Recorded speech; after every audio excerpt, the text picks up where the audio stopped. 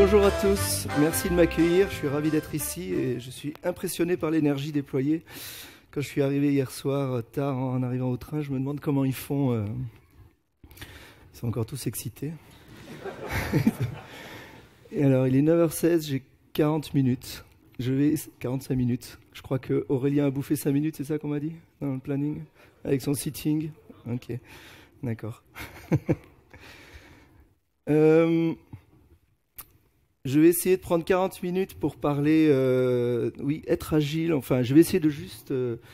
j'espère que ça vous plaira. En tout cas, je vais essayer de tenir le discours que je tiens habituellement aux gens que je croise pour expliquer ce qui se cache derrière le mot agile, pour essayer de le ramener à des fondamentaux.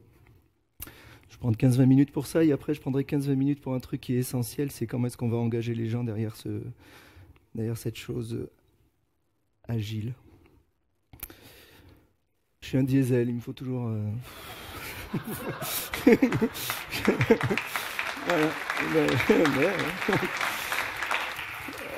Il faut que je marche un peu.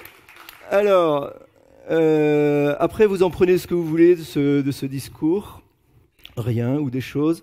Donc c'est typiquement ce que je dis aux gens quand les gens me disent « Bon, allez, maintenant on y va, on est agile, maintenant je sais pas quoi. » Bon, et vous êtes tous confrontés au même problème.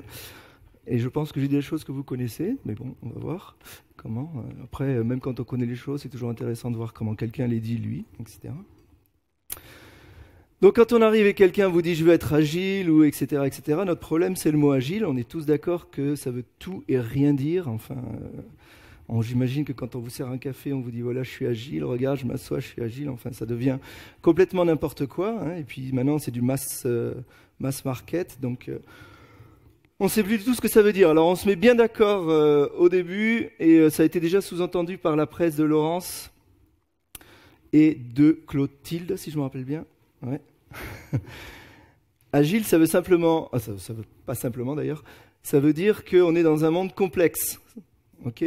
Ça veut dire que tout est entrelacé, que tout va très vite, qu'il y aura de l'inattendu. Bon, vous comprenez bien d'office que si on avait appelé notre approche une approche complexe ou avoir un coach complexe, ça aurait été difficile à vendre. Mais bon, d'où l'intérêt de l'appeler agile. Donc la première des choses, il faut d'abord qu'on soit d'accord sur l'idée que finalement, agile veut dire évoluer dans ce monde complexe, le monde qui est devenu le nôtre aujourd'hui. Donc quand on discute avec les personnes, il faut d'abord se mettre d'accord sur cette idée d'inattendu, d'entrelacé. Complexe, étymologiquement, ça veut dire entrelacé.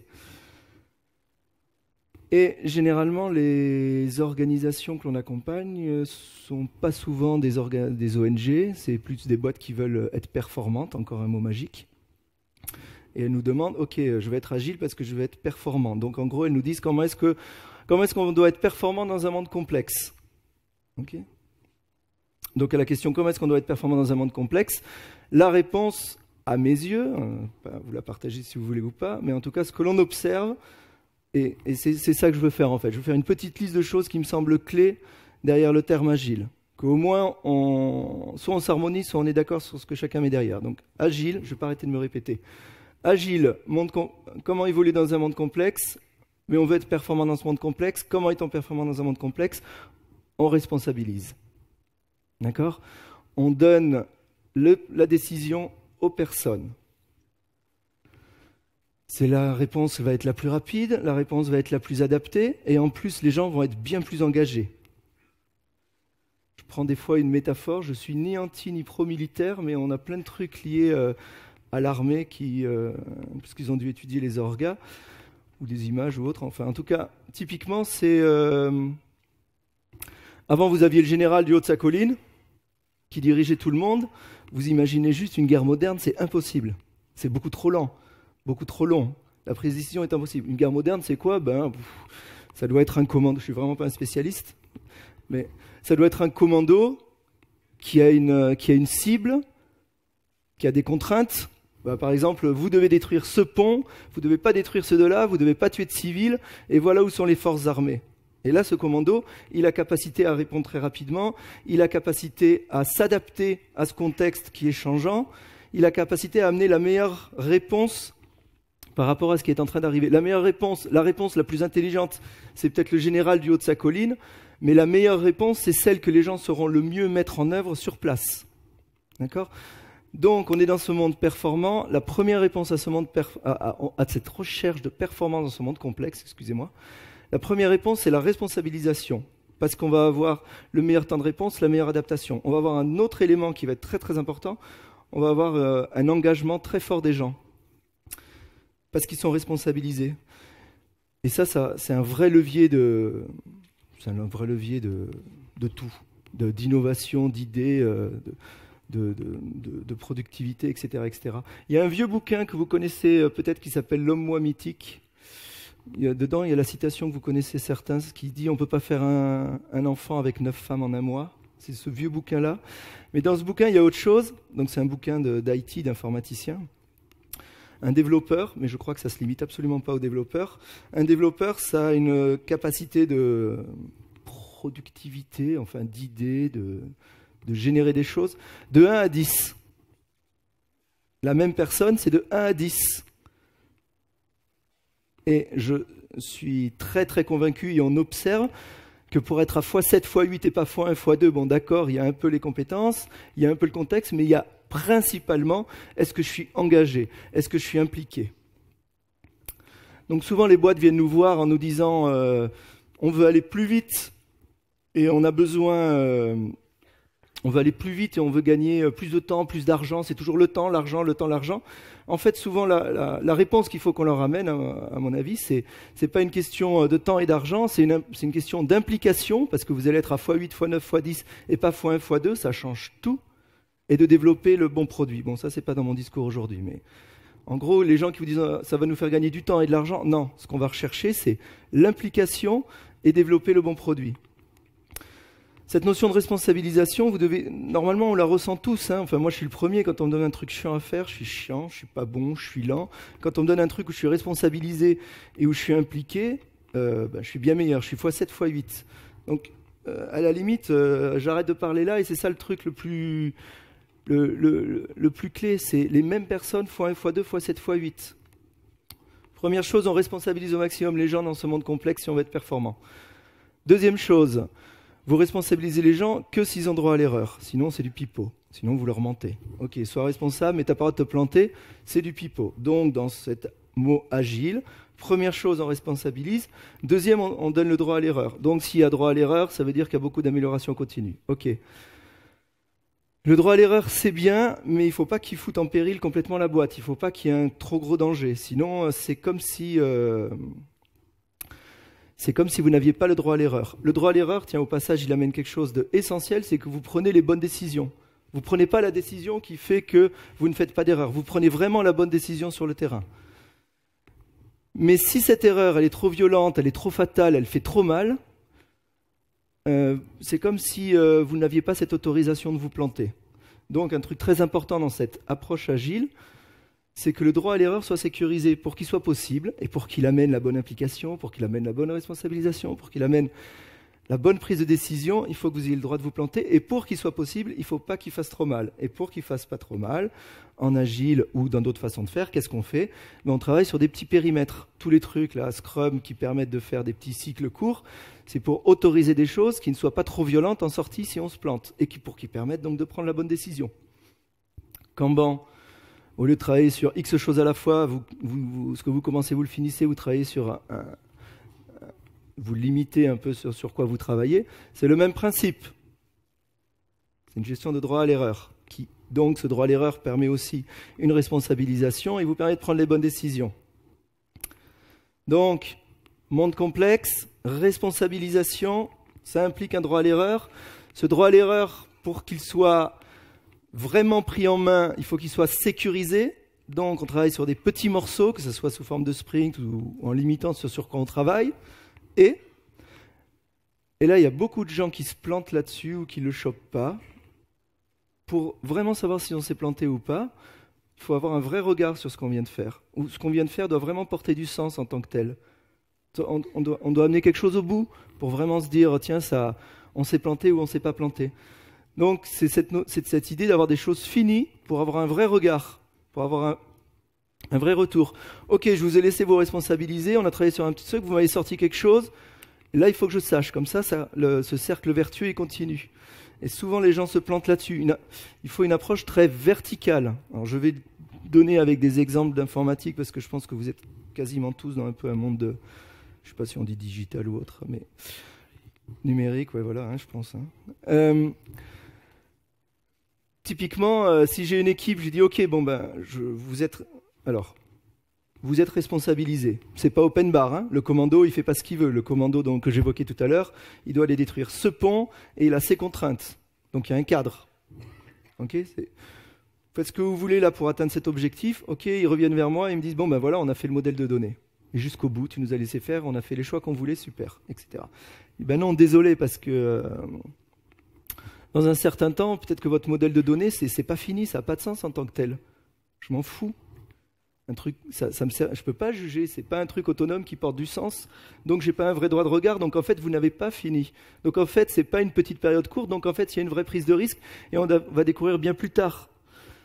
Pourquoi ? Parce qu'après quand on va rajouter des interfaces, quand on va rajouter des objets métiers, ça va changer votre modèle de données. Donc en fait c'est pas vraiment fini. Donc il y a un effort très important à faire, avoir une approche plus verticale et dire au lieu de me faire tout votre modèle de données, faites-moi juste ce chiffre qui apparaît sur cet écran, qui met en place juste ce petit bout d'interface avec ce petit truc, très vertical, et là j'ai quelque chose au bout de fini qui fait du sens, de vertical, qui me prend toutes les parties de la couche. Et donc idéalement, quelque chose de fini, c'est quelque chose dont je peux exploiter les bénéfices ou l'utilité tout de suite. En prod ou pas, j'en sais rien, mais idéalement, oui, quand même en prod, je peux en exploiter directement les bénéfices. Donc du coup, j'ai un vrai droit de regard dessus.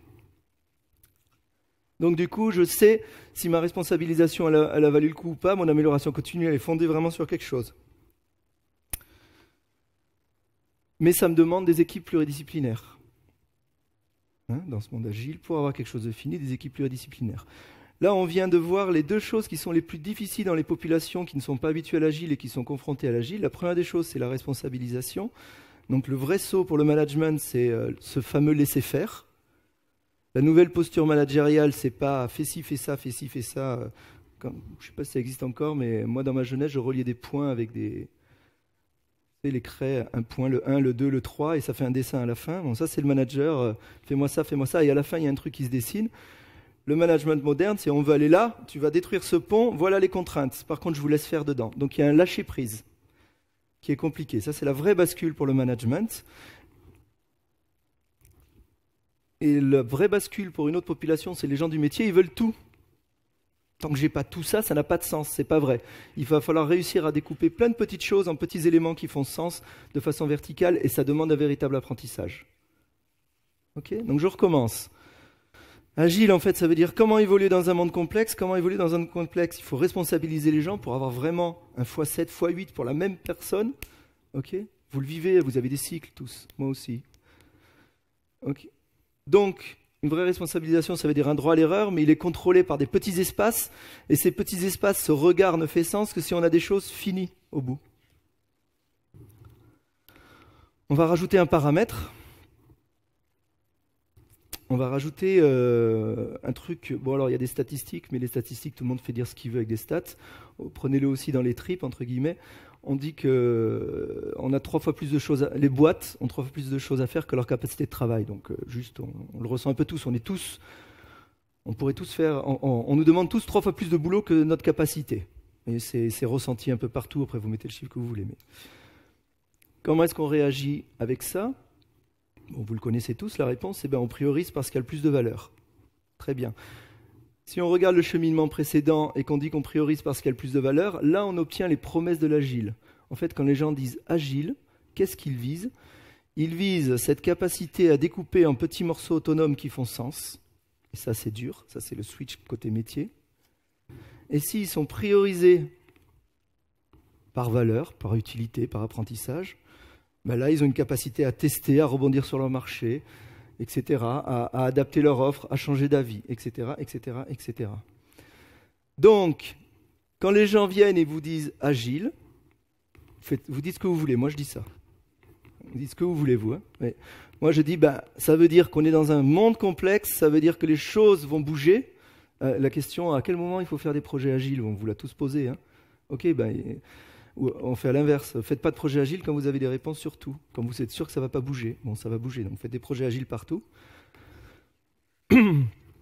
Donc on est dans ce monde complexe, on veut être performant, il faut responsabiliser. Pour responsabiliser, il faut le droit à l'erreur, ça implique une amélioration continue. Et ce droit à l'erreur, il doit être autorisé, et ça doit venir avec un vrai regard sur des choses finies. Et si on est donc des petites choses finies, hein, si on veut que l'autorisation elle soit possible sur le droit à l'erreur.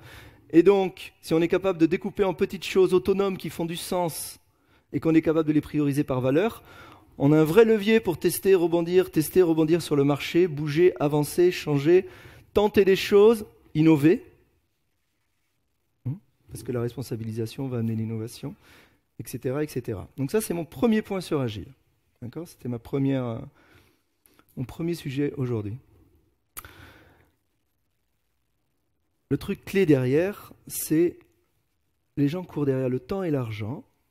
Je vous le redis, ils devraient courir, à mon avis. Vous avez tous entendu parler des trucs Lean Startup et compagnie. Donc, si on découpe ces petites choses et qu'on les délivre au fil de l'eau, on apprend beaucoup plus de son produit. Tiens, on se rend compte que ça, c'est pas utilisé. Tiens, on se rend compte que ça, c'est utilisé, donc on va faire ça. Tiens, alors finalement, attendez, on arrête ça, on va faire ça. Donc, on développe la bonne chose et on a responsabilisé, on a impliqué les gens. Donc, ça change tout dans la puissance de feu, entre guillemets. Donc, arrêtez de parler temps et argent. Moi, c'est ce que je dis aux gens que je croise. Parlez-moi, développer la bonne chose et impliquer les personnes. Impliquer les personnes, c'est un peu de joker. Sois motivé. On ne peut pas faire de la motivation en command and control, malheureusement. Contrairement à ce que m'expliquait Olivier ce matin. Je ne sais pas où il est. Donc... Alors pour ceux qui donnent des formations agiles et pour ceux qui ont le malheur de présenter le manifeste agile pendant les formations agiles, parce que je pense que c'est très has-been de faire ça. Quoi ? Il y a, je sais plus combien, il y a 12 principes. Il y a 12 principes et il y en a un, c'est fais des projets avec des gens motivés. Alors, quand on dit ça, tout le monde rigole. Bah ouais, forcément, si on faisait les projets avec des gens motivés, ça marche. Ok, donc on s'en fout de l'agile. On est bien tous d'accord, on s'en fout. Il faut faire des choses avec des gens motivés. Le reste, on s'en tape. D'accord ? Mais je suis très en phase avec ça. Mais la question, c'est comment est-ce qu'on fait pour que les gens soient motivés ? De toute manière, vu qu'on est dans un monde complexe, ils vont devoir responsabiliser, ils vont devoir travailler sur des petites choses autonomes qui font sens, ils vont devoir délivrer en priorisant par valeur. Donc, c'est pas la peine de se préoccuper de l'agile, ça va venir tout seul. Si les gens sont responsabilisés, sont impliqués et ont de l'autonomie, ça va venir tout seul. Donc, la question, c'est comment est-ce qu'on se débrouille pour que ces gens soient motivés ? Ah. Alors, on va regarder un peu ce qui se fait autour. Donc je vous pose une devinette. Ceux qui connaissent la réponse, ne le dites pas. C'est bizarre comme phrase ça à chaque fois. Hein. Mais bon, ceux qui connaissent la réponse par avance, ne le disent pas. Il y a un domaine où les gens sont très motivés. Ça veut dire quoi être très motivé ? Ça veut dire avoir un haut niveau d'exigence. Ça veut dire ça marche pas, je recommence. Putain, ça a toujours pas marché, je recommence comme ça. Tiens, je vais essayer comme ça marche pas. Attends, j'appelle un copain. On va dire, c'est pas mon cas, mais même si je suis quelqu'un d'introverti, j'appelle comme un copain. Je monte mon niveau de relation sociale pour avoir la réponse à ce putain de truc qui me bloque. D'accord ? C'est ça, être engagé, motivé, impliqué. Je veux réussir, je veux que ça passe. Donc, je suis en train de vous parler d'un domaine où c'est le cas. Les gens sont comme ça, plusieurs heures par semaine, voire plusieurs dizaines d'heures par semaine. C'est un domaine où, d'ailleurs, il y a une documentation aux petits oignons pour la question de la documentation agile. En tout cas, là, c'est pas agile, hein. Dans ce domaine, il y a une documentation aux petits oignons, la meilleure que j'ai jamais vue, je pense. C'est-à-dire, il y a les forums en ligne pour les nouveaux arrivants, il y a les vidéos pour les nouveaux arrivants, il y a les groupes de coaching, de vrai coaching, en fait, d'accompagnement des nouveaux arrivants, pour les anciens, pour les groupes avancés. Il y a même des réunions, des gatherings, enfin, il y a tout ce qu'on veut. Et les gens payent pour faire ça. De qui je suis en train de parler, ceux qui ne connaissent pas la réponse, qui ne l'auraient pas lu par hasard quelque part ? Non ? Donc, au niveau d'interaction, grosse implication, plusieurs heures par semaine, plusieurs dizaines d'heures par semaine, super documentation, on essaye, on recommence. C'est ça qu'on veut, hein ? C'est ça qu'on veut en entreprise. Sauf que là, c'est pas de l'entreprise, c'est un truc hors du boulot et on paye pour. Personne n'a de réponse ni d'idée. Balancez-moi des trucs. Alors, cuisine, non ? J'ai entendu. Ok, les joueurs de jeux vidéo. Ok ? Pas ceux qui les fabriquent, hein. C'est vraiment les cordonniers sont mal chaussés dans ce domaine. Les joueurs de jeux vidéo. Et donc on a regardé... Ah oui, un autre exemple, tiens, puisqu'on est dans les jeux vidéo. Donc j'ai entendu parler d'enfants, d'éducation. Alors, moi je reçois le bulletin scolaire de Mathieu, mon fils aîné. Mathieu est bon élève, je ne sais pas ce qu'il va faire plus tard. Mathieu est bon élève. En tout cas, il ne veut pas être coach agile. Hein. Il a assisté à des conférences, c'est sûr. Mathieu est bon élève, mais s'il était impliqué, il serait excellent. Mathieu, on peut parler ? Attends, papa, je fais la 4e tour à mon château à Minecraft. Il n'y a pas exactement la même composition en fer que les 3 autres tours, oui. Donc pourquoi est-ce que Mathieu il est impliqué comme ça sur son château à Minecraft et il ne l'est pas nécessairement en histoire géo ? Pourquoi est-ce que les joueurs sont impliqués comme ça ? Pourquoi est-ce que mon ex-belle-mère me demande une vie à Candy Crush Saga, alors que d'habitude elle ne me demande rien ? Pourquoi est-ce que... Non mais, pourquoi ? Pourquoi est-ce que tous ces gens ils font une documentation aux petits oignons alors qu'on leur demande de parler et communiquer à mort, alors qu'on leur demande de parler et communiquer en entreprise ? Pourquoi on l'a pas en entreprise et qu'on l'a avec eux ? C'est ce x7, x8 dont je parle dans de responsabilisation. Alors il y a eu des études du coup qui ont été faites et je vais vous enfoncer des portes ouvertes, c'est ma spécialité. Notamment un bouquin de... Bon, peu importe. Des études, ceux qui voudront lire des liens, ils liront des liens. Je vais vous évoquer 4 points clés qui sont sortis d'études sur qu'est-ce qui fait l'implication comme ça des joueurs dans les jeux vidéo et qu'on devrait reprendre en entreprise. Que les gens essayent de reprendre en entreprise. Je vous en reciterai 4 autres. Ouais, j'ai le temps. Je vous en reciterai 4 autres qui viennent les compléter. Donc le premier, ça paraît con, mais les joueurs sont impliqués dans des jeux vidéo. Alors c'est pas la compétition. Au cas où, c'est jamais été la compète. Hein. Dans Tetris, on gagne pas. Toujours quelqu'un qui me dit si, non, ok. Mais on gagne peu. Enfin, Candy Crush Saga non plus que je citais. Donc c'est pas la compète. Le premier point, je sais pas si vous y voyez tous. J'écris objectif clair. Le premier point qui fait qu'un jeu vidéo va prendre, c'est qu'il a un objectif clair. Ça a l'air débile. Mais demandez aux gens, produits ou projets, décrivez-moi votre produit. Vous savez, la phrase d'Einstein, si tu ne sais pas dire à un enfant de 8 ans ce que tu veux, c'est que tu ne sais pas ce que tu veux. Donc décrivez-moi mon produit en 2-3 phrases clairement. Décris-moi ton projet en 2-3 phrases clairement. Ça ne le fait pas. Ou ça le fait trop rarement. C'est tout con, mais expliquez aux gens que c'est le nerf de la guerre. Comment est-ce qu'on peut travailler autour de quelque chose si on ne connaît pas la clarté de l'objectif ? Si l'objectif n'est pas clair ? Je crois beaucoup aux fondations, en fait. Ok, si vous voulez, pensez à la façon dont vous allez faire le Daily Scrum, comment est-ce que vous allez faire le 8e... Si vous voulez, pensez au format de rétrospective, mais d'abord les fondations. Objectif, il est clair. Et donc, job de manager, communiquer. Manager, ça veut dire soit PO, soit manager, enfin quelqu'un qui est censé porter le truc. Commencez pas à faire des associations bizarres. Communiquer sur l'objectif clair. Posez-vous la question si votre projet il est clair. Arrêtez pas de le répéter de différentes façons, parce que personne n'entend les mêmes choses avec les mots. Et demandez du feedback constamment, pour savoir si ce que vous avez dit a été compris. C'est con, hein, mais putain. La deuxième chose, c'est qu'il faut absolument des règles claires pour que les gens soient happés, entre guillemets. Alors, happés, addiction, ce que vous voulez. Des règles claires dans un jeu vidéo. Il faut des règles claires dans un... J'ai le droit de tuer tel monstre avec tel type d'arme. Par contre, cette arme-là ne fonctionne pas sous la mer. Ok. J'ai le droit d'utiliser n'importe quel techno tant que je respecte cette liste. J'ai le droit d'aller manipuler tel truc à tel endroit tant que... C'est juste que nous, on a tel périmètre, eux, ils ont tel périmètre sur le projet. Ça s'arrête là. Nous, on a tel champ d'action et pas plus et pas moins. Et qui a le droit de choisir quoi ? Tout ça, il faut le clarifier. Après, les gens, ils bossent tout seuls et bien mieux. Et tout ça, il faut le clarifier. Et ça, c'est ce que j'évoquais tout à l'heure en disant le changement de posture du management, c'est clarifier ce cadre et cet objectif.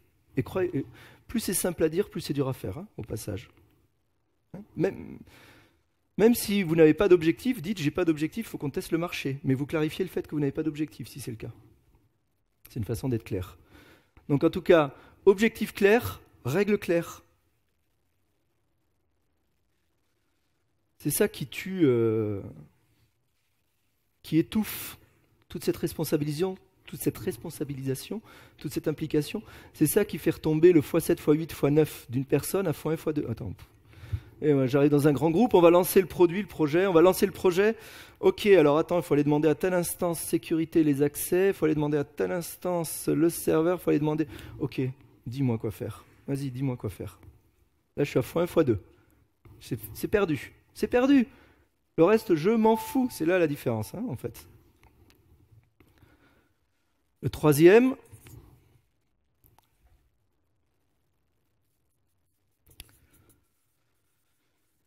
je tue tel monstre, je gagne 100 points. Je ouvre dans cette salle au trésor, je prends ce coffre, il y a 28 pièces d'or. Okay, je délivre telle fonctionnalité, il y a 25% des gens qui l'utilisent. Je délivre telle chose, il y a finalement personne qui l'utilise. On a fait ça, ça a finalement été utilisé de telle façon et pas de celle-ci. Il faut constamment donner du feedback. On n'a pas d'implication si on n'a pas de feedback. D'accord ? Donc, une chose qui est très très très souvent oubliée dans toutes ces conversations autour de l'agilité, c'est la mesure. Parce qu'on a peur de parler de mesure, parce ça va nous ramener aux KPI, aux indicateurs à la con, que tout le monde nous balance tout le temps, parce que ce sont des faux indicateurs. Mais il ne faut pas avoir peur de parler mesures, mais ramenez-les aux vraies mesures. Qui a utilisé quoi, comment, de quelle façon. J'ai sorti ça. Ce sont les vraies mesures, elles sont dehors. Hein, c'est pas le nombre de projets que vous avez fait, c'est pas le nombre de fonctionnalités, c'est pas le nombre de je sais pas quoi. C'est qui l'a utilisé, comment ils l'ont utilisé, de quelle façon, combien, quelle fréquence, je sais pas. Mais en tout cas, de la mesure, qui amène du feedback. Dans plein de boîtes dites modernes, hein, pas soi-disant, dites modernes, vous avez souvent des panneaux au mur où vous voyez les transactions. Tiens, on a gagné tant, tiens, ça a changé, tiens, +1, etc. Parce que on travaille, on a du feedback, on sait pourquoi on travaille. Vous avez beau être peut-être l'employé, le collaborateur, la personne rêvée, et vous êtes impliqué, mais si on ne vous nourrit pas en retour, ça sèche. Donc ça a l'air tout con, mais objectif clair, règle claire et feedback. Est-ce que c'est nourri? Est-ce que c'est là? Et ça va changer toute l'implication des gens, et c'est pas facile à faire. C'est tout con à dire, c'est pas facile à faire.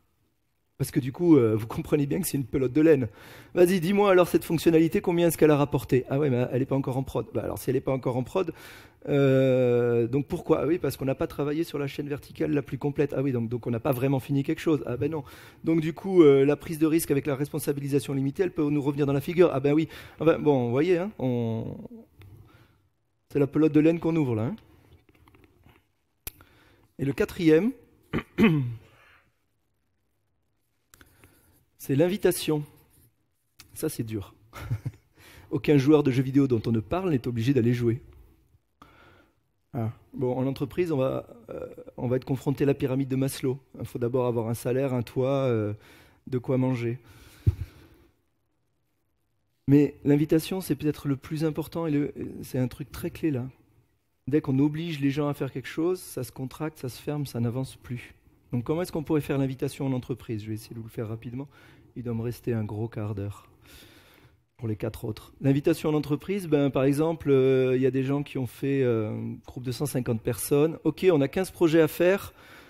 Formez les équipes comme vous le souhaitez pour que les projets soient des succès. Bon, au début, les managers se disent « Oh putain !» Ils vont se mettre qu'entre copains, ça va être le bordel. Bon, déjà, le truc a été clair. C'est faites les équipes pour que les projets, les produits, comme vous voulez, soient des succès. Qu'est-ce qui se passe? On est des êtres humains, on est des systèmes vivants, on est bon en auto-organisation. Dès qu'on nous laisse tranquille, on se contrôle. Dès qu'on est pressurisé, on fait n'importe quoi. Et le coup des notes de frais, ça. Quand on vous oblige à faire des notes de frais bas, c'est qu'il y a un plafond bas. Tout d'un coup, vous n'avez pas le choix, il y a un putain de truc, vous êtes obligé de péter le plafond. Là, vous le pétez à mort. Par contre, si on vous dit tu fais le mieux pour la boîte, vous êtes toujours bon. Bon, là, ça marche pareil, hein, on est tous toujours pareils. Donc on fait quoi? On fait exactement le bon mélange entre le copinage, et c'est très important, les copains, et les compétences. Mais il y a un truc fort qui arrive avec cette invitation, c'est que dans les 15 projets, il y en a 2 où personne ne va, parce qu'ils puent. parce qu'ils sont super durs à faire, parce que c'est le Vietnam, ces projets, personne ne veut les faire. Et tout d'un coup, on le voit. Avec l'invitation, on le voit. Et ça ne veut pas dire qu'il ne faut pas les faire, ils sont peut-être essentiels pour la structure. Donc on va les faire. Mais par contre, là, c'est flagrant qu'il faut en donner les moyens. Autre chose pour l'invitation. Je suis le grand chef, imaginons, et je fais une vraie réunion sous invitation. Ça, c'est un moyen de faire l'invitation. Par les réunions. Vraie réunion avec invitation.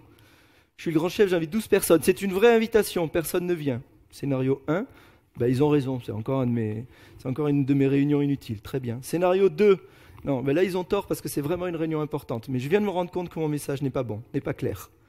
Parce que personne n'est venu. Si mon message avait été clair sur l'importance et les enjeux, il serait venu. Donc là, je viens de me rendre compte qu'il faut que je repense mon message. Autre option, personne ne vient parce que c'était peut-être clair l'importance, mais je n'ai pas clarifié la priorisation. C'est quand même plus important que le quotidien, ou non. Ou ça est pas venu. Ah, il faut que je clarifie mon message, il faut que je mette la priorisation en évidence. Autre option, il y en a 4 qui viennent sur 12. Donc c'est les 4 bons. Parce que, en fait, c'est ceux soit qui ont compris le message, soit qui ont le temps, soit qui ont compris la priorisation. Donc cette invitation, elle a une transparence qui est très forte sur qu'est-ce qui est en train de se passer. L'autre cas de figure, ce n'est pas une vraie invitation. Je dis aux 12 personnes de venir avec une fausse invitation. Ils viennent les 12, ils ne font pas forcément attention, ils n'ont pas forcément compris l'importance, ils n'ont pas forcément compris la priorisation. Tout le monde me dit oui à la fin, tout le monde s'en va. Et dans 2 mois, je râle parce que je ne comprends pas ce qui se passe. Hier, ceux qui ont assisté à la... J'imagine que Denis, il a parlé d'Open Space Agility. Je ne sais pas où il est, Denis. Donc ça, c'est une autre façon de faire. Vous avez des cycles et au début des cycles, vous dites, bon voilà, là on a un vrai problème de silo entre le support et le dev. Il faut que ça s'arrange parce que pour telle et telle raison, vous clarifiez vos messages. Et voilà les contraintes. Vous me respectez le service client, vous me respectez les projets en cours, vous me respectez les budgets et vous avez tous 5%. Le grand chef l'annonce, il a dû vous expliquer ça. Et je vous invite, viens qui veut, font les propositions qui veulent, expérimente qui veut pendant les 2 mois. Ça change toutes les relations. C'est une très bonne adaptation, c'est une très bonne implication. On écoute ce que vous faites, c'est vraiment le commando qui choisit ce qu'il fait. Donc ça, c'est l'invitation. Il doit me rester 12 minutes, alors je vais accélérer un peu. Non, 17 peut-être, jusqu'à 5, je ne sais pas où ils sont. Je les appelais ABC. Il y a une autre grille de lecture qu'on met en parallèle de celle-ci, qui vient la compléter, qui vient de Tony Chier, ça doit se prononcer comme ça, qui vient de Zappos, à l'époque où ils étaient famous, qui vient la compléter. C'est pour ça que je la cite. Rien de nouveau, mais ça vient donner un éclairage. Vous n'impliquerez les gens que s'ils ont un sentiment de contrôle. Rappelez-vous ce que je vous ai raconté sur les serveurs. Tiens, je démarre mon projet, mais en fait, je ne contrôle pas le serveur de prod, je ne contrôle pas la techno, je ne contrôle pas les accès sécurité, je dois attendre telle ou telle chose. Ce n'est pas contrôle des autres, hein, c'est maîtrise de son outil de travail. Donc ça, associez-le à règles claires. Ok, mettez autant de règles claires, mais n'asphyxiez pas les personnes. Il faut laisser cet espace. Je vous ai parlé d'innovation. L'innovation, elle vient d'où ? On va là-bas, voilà le cadre, il y a un espace qui est pris, on ne sait pas comment. C'est là d'où elle vient l'innovation. Donc il faut un sentiment de contrôle de son outil de travail. Les règles doivent être là, mais il ne faut pas qu'elles vous asphyxient. Il faut contrôler son outil de travail, sinon je ne m'implique pas. J'ai vraiment des portes ouvertes, mais je suis sûr que dans 80% des cas, vous n'avez pas ces choses-là chez vous. Et chez moi, c'est pas facile non plus. Hein. Chez Binex, une petite compagnie, c'est un travail de tous les instants.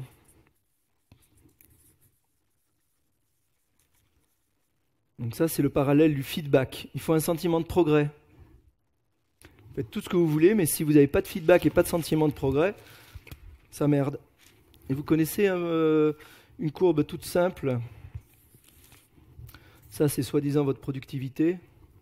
Je ne sais pas si tout le monde voit. Ça, c'est le nombre de choses que vous faites en parallèle à la fois. Ok, bon, c'est comme ça en fait. Hein. Vous faites une chose à la fois, ok, c'est bien. Vous en faites 2, vous êtes meilleur parce que vous pouvez switcher. Tiens, ça l'avait bloqué, je ne suis pas sûr que c'est là. Vous en faites 3, vous êtes moins bien qu'à 1. Vous en faites 4. Bon, après, ça devient la bérésina. Hein. Donc sentiment de progrès, ça veut dire sentiment de progrès. Pour avoir un sentiment de progrès, pour avoir du feedback, il faut travailler sur des petites choses, il ne faut surtout pas travailler sur trop de choses à la fois. Des fois, vous pouvez arriver en entreprise et dire on va arrêter vos 10 projets, on va en faire que 3 à la fois. Ah, désolé Pablo, on allait te payer avec le 7, 8, 9. Bon, attendez. Alors, on va y repenser. Non, mais comprenez que si vous êtes capable de me faire des petites choses autonomes qui font sens et de les délivrer par petits morceaux, vous avez un rythme projet très différent, donc vous allez travailler sur la moelle substantifique et vous allez beaucoup plus pouvoir dire « Ok, on a fini la première partie des 3 premiers, on bascule, on bascule ».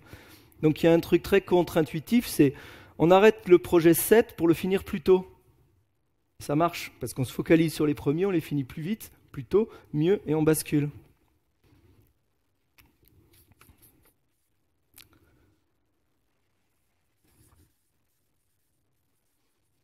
J'ai pas la place de tout écrire. J'écris appartenance communauté.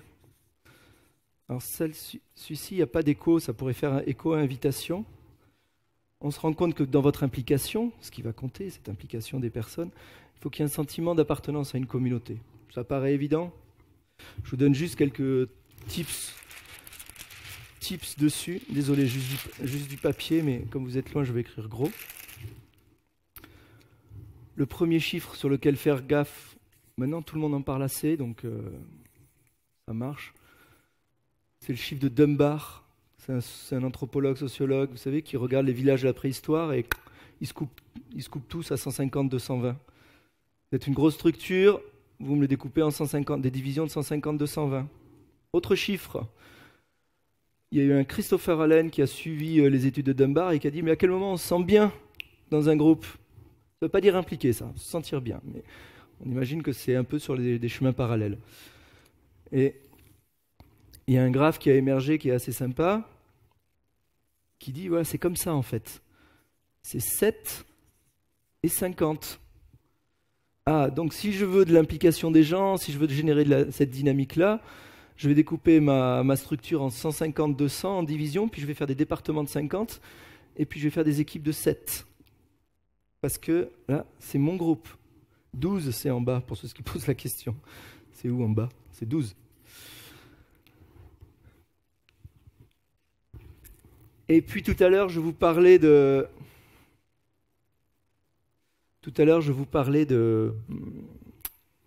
l'homme mythique de Fred Brooks.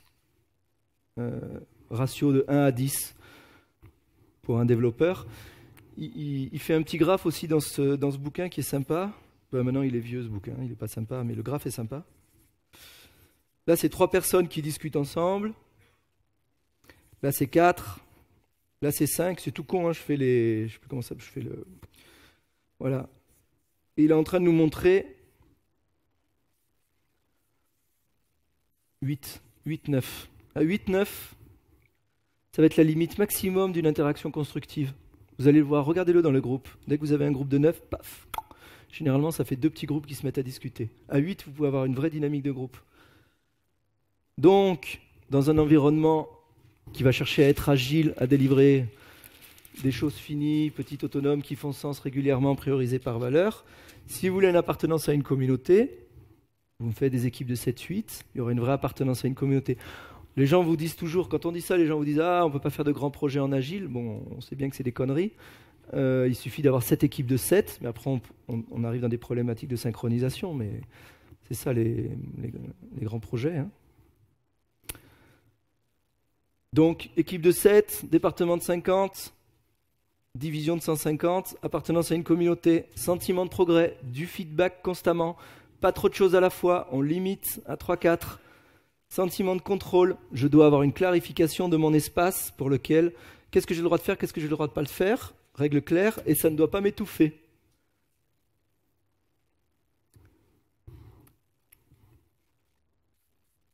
Et le dernier.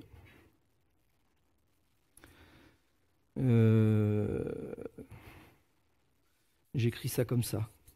Quelque chose qui nous dépasse. Donc ça, associez-le à l'objectif clair. L'objectif clair pour les jeux vidéo, ça marche bien. On doit détruire la planète Zorg. Très bien. Dans la vraie vie, il faut rajouter cette dimension-là. Il faut rajouter du sens. On ne travaille pas pour ça, on travaille pour quelque chose qui nous dépasse. Ok, vous connaissez probablement, beaucoup d'entre vous, la petite image du tailleur de pierre, des tailleurs de pierre. Je la répète malgré tout. Il y a 3 tailleurs de pierre, on demande au premier qu'est-ce que tu fais, il dit je taille la pierre. Ouais, pas de sens. Ok, donc. Le deuxième, qu'est-ce que tu fais? Je taille la pierre pour nourrir ma famille. Ok. Et le troisième, je construis une cathédrale. C'est ça, hein, le. Ok, donc idéalement un objectif clair avec du sens. Qu'est-ce qu'on fait? Pourquoi on le fait? On donne du sens. Et là aussi, ça exacerbe l'engagement, ça exacerbe l'implication. Donc du coup, vous vous retrouvez avec des gens qui sont à x7, x8, x9. Essayez d'y penser dans le cours de la journée. Regardez quand vous faites des trucs à x1, x2 et regardez quand vous faites des trucs à x7, x8, x9. Regardez la différence. Vivez-la. Et dites-vous, oh merde. En fait, c'est ça, c'est là-dessus qu'il faut travailler. Le reste, on s'en fout. Après, on va tomber dans d'autres problématiques d'usure, de cycle, etc. Mais en tout cas, c'est là-dessus que la différence va se faire. Je vais utiliser mes 4 dernières minutes pour répéter à nouveau ce que j'ai dit, tant pis pour vous.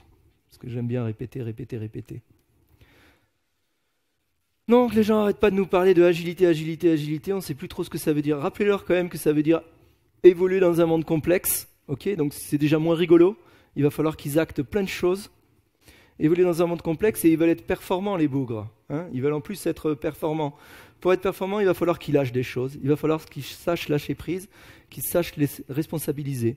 Donc, tous ces managers, il va falloir qu'ils sachent donner un objectif clair, clarifié, pour que les gens prennent cet espace, pour qu'ils soient responsabilisés. Pour qu'ils soient responsabilisés, il va falloir qu'ils aient un droit à l'erreur.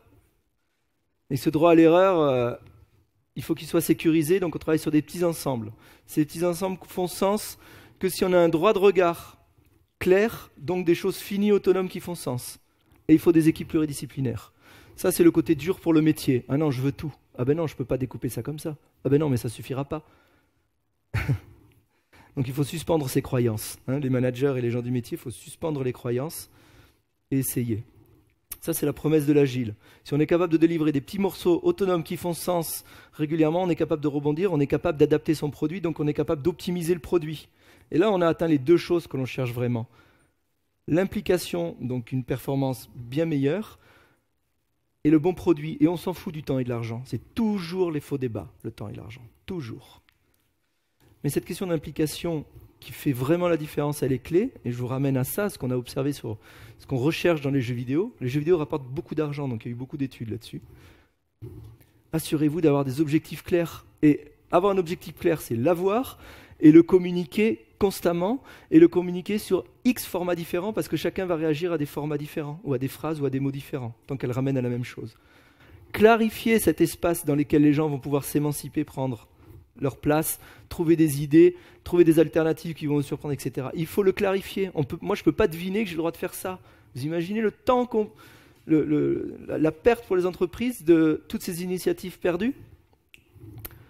Il faut les nourrir, les gens. Feedback constamment. Et forcément, le feedback, ça va vous amener à quelque chose d'intéressant. C'est, mais qu'est-ce que je donne comme feedback? On a formé 600 personnes dans l'entreprise en agile. Qu'est-ce que ça veut dire, franchement? Rien. On a 800 projets agiles dans l'entreprise. Qu'est-ce que ça veut dire? Rien. Ok, donc des vraies mesures. Donnez-moi des vraies mesures de produits, de valeur, d'utilité. Et donc forcément, ça nous... Et idéalement, quand vous serez, pour ceux qui le sont déjà, ou ça se fait avec de l'invitation. Mais attention, l'invitation, c'est à double tranchant. Si je ne cesse de vous inviter à participer aux choses, donc je vous engage très bien, mais si vous n'êtes jamais intéressé par mon invitation, c'est qu'il faut probablement aller bosser ailleurs.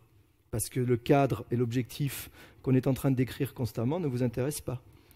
Et pensez à ça qui complète ces points. Donc pas trop, il faut un sentiment de contrôle. Donc si ces règles vous étouffent, ça ne va plus. Sentiment de progrès, de feedback, c'est pareil. L'appartenance à la communauté, faites attention aux dynamiques de groupe, aux capacités d'interaction. Elles priment sur les arrangements